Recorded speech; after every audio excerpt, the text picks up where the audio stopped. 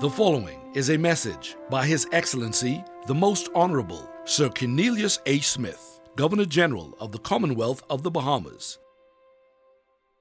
My fellow Bahamians, today we pause to recognize the contributions made by the brave soldiers who gave their lives in the fight for our freedom during World War II. We also commemorate and celebrate the surviving veterans and their widows of the Bahamas branch of the British Legion.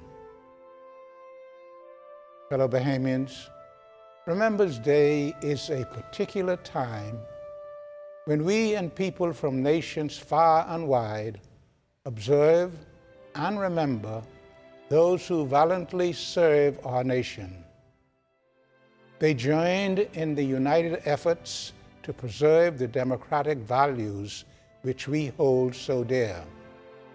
Indeed, many Bahamians freely entered the British, Canadian, and United States forces to combat an enemy who was determined to deny freedom everywhere. Today, we specially call to mind those who made the ultimate sacrifice by giving their lives to the cause of freedom and dignity. I invite you, fellow Bahamians, to join me as we salute and pay special tribute to our surviving Bahamian World War II veterans. They are Comrade Jeremiah Nemore of Gregorytown, Comrade Henry Kellman of Freeport, Grand Bahama, Comrade Vernon Pinder of New Providence, and the only Bahamian female World War II survivor, Corporal Doreen Carmel Jones Richards, who currently resides with her daughter in Kingston, Jamaica. On this day, we also remember the tragic loss of our 4 valiant Marines who gave their lives in defense of our nation's sovereignty in the ill-fated HMBS Flamingo incident. They are Able Seaman Fenric Stirrup, Marine Seaman Edward Williams, Marine Seaman Austin Smith, and Marine Seaman David Tucker. We are forever indebted to the Marines and all the crew of the HMBS Flamingo. Fellow Bahamians, this year, the Bahamas branch of the British Legion is proud to join the Commonwealth British Legion as they celebrate the 101st year of existence.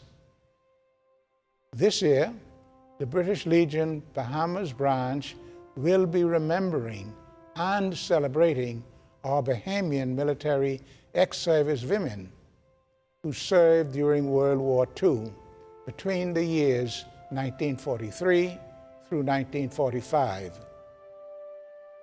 We remember also the 24 brave Bahamian women who served in both British auxiliaries and the Women's Auxiliary Air Force platoons.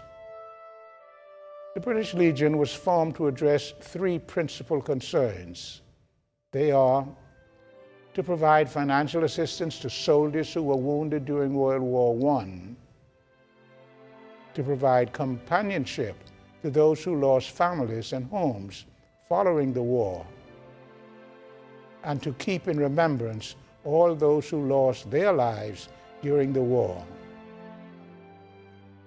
Fellow Bahamians, the poppy has an interesting history. Over 100 years ago, the Legion's president, Earl Haig, announced the introduction of the poppy. The poppy symbolizes the bloodshed of millions of soldiers who died during the First World War of 1918. And the Bahamas branch of the British Legion continues the traditional poppy fundraising drives.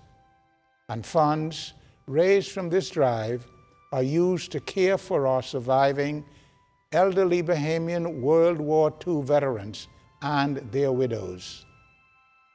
I am pleased, therefore, to encourage Bahamians everywhere to purchase a poppy in support of this extremely worthwhile cause.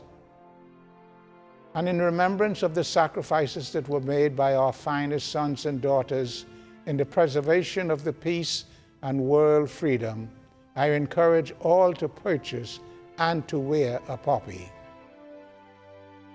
As a nation, let us continue to keep all our uniformed branches in prayer, especially those who traverse our seas and protect our borders.